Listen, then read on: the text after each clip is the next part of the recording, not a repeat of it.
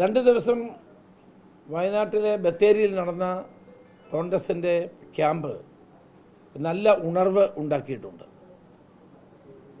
2026 നടക്കാൻ പോകുന്ന നിയമസഭാ തെരഞ്ഞെടുപ്പിൽ 100-ലധികം സീറ്റുകൾ നേടി UDF അധികാരത്തിൽ വരുമെന്ന കാര്യത്തിൽ സംശയമില്ല. അതിനുവേണ്ടി കോൺഗ്രസ് പാർട്ടി ചെയ്യേണ്ട കാര്യങ്ങളാണ് ക്യാമ്പിൽ ചർച്ച ചെയ്തത്. യോജിപ്പോടുകൂടി എല്ലാവരും പൂർണ്ണ യോജിപ്പോടുകൂടി പ്രവർത്തകരെ മുഴുവൻ സജ്ജരാക്കിക്കൊണ്ടൊരു തെരഞ്ഞെടുപ്പിലേക്ക് നീങ്ങാൻ വേണ്ടിയിട്ടുള്ള പദ്ധതികൾക്കാണ് ക്യാമ്പ് നേതൃത്വം കൊടുത്തത്.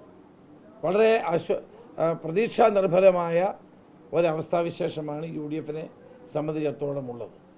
ഈ 10 വർഷത്തെ ഭരണം മാറണം എന്ന് കേരള ജനത ആഗ്രഹിക്കുന്ന ഒരു രാഷ്ട്രീയ അന്തരീക്ഷമാണ് ഇന്ന് കേരളത്തിൽ നിലവിലുള്ളത്. അതാണ് കഴിഞ്ഞ എല്ലാ ഉപതെരഞ്ഞെടുപ്പിലും ഞങ്ങൾ ജയിച്ചത്, പാർലമെൻറ്റ് തിരഞ്ഞെടുപ്പിൽ ജയിച്ചത്, പഞ്ചായത്ത് തിരഞ്ഞെടുപ്പിൽ നമ്മൾ കണ്ടത്. ഇനിയും വരാൻ പോകുന്ന നിയമസഭാ തിരഞ്ഞെടുപ്പിലും അത് ആവർത്തിക്കും എന്ന പൂർണ്ണ വിശ്വാസമാണ് ഞങ്ങൾക്കുള്ളത്.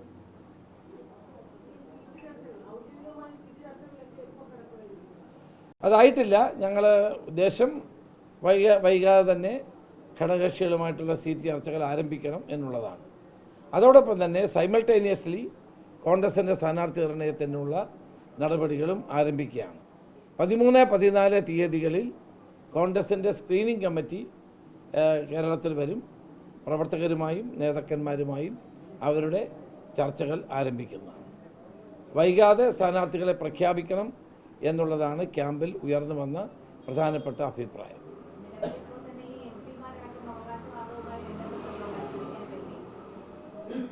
അങ്ങനെയല്ല, പാർട്ടി ആണ് ഇക്കാര്യങ്ങളൊക്കെ അന്തിമ തീരുമാനം എടുക്കേണ്ടത്. പാർട്ടി അതിനെപ്പറ്റി ഇതുവരെ ഒരു തീരുമാനം എടുത്തിട്ടില്ല. ആര് എവിടെ നിൽക്കണം എന്നുള്ളത് പാർട്ടിയാണ് തീരുമാനിക്കുന്നത്. ഞങ്ങൾ ക്യാമ്പിൽ തന്നെ തീരുമാനിച്ചു, ആരും സ്വയം സ്ഥാനാർത്ഥികളായി പ്രഖ്യാപിക്കരുത് എന്നുള്ള കാര്യം. എല്ലാവരും അത് അംഗീകരിച്ചിട്ടുള്ള കാര്യമാണ്.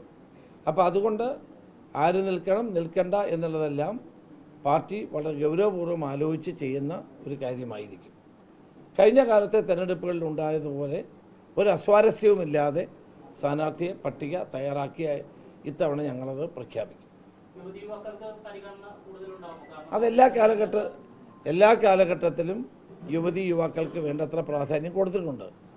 കഴിഞ്ഞ തവണ ഞാൻ പ്രതിപക്ഷ നേതാവായിരുന്ന സന്ദർഭത്തിൽ 53 ചെറുപ്പക്കാർക്ക് നിയമസഭയിൽ മത്സരിക്കാനുള്ള അവസരം കൊടുത്തു. എല്ലാ കാലഘട്ടങ്ങളിലും നൽകുന്നതാണ്.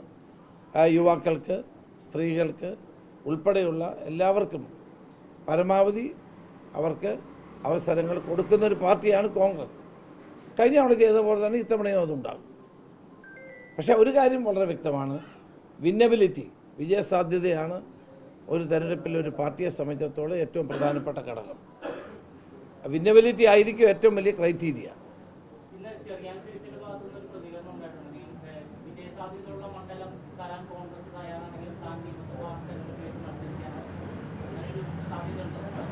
ഓരോരുത്തർക്ക് വ്യക്തിപരമായ ഒരു അഭിപ്രായം പറയാനുള്ള സ്വാതന്ത്ര്യം ഉണ്ടല്ലോ.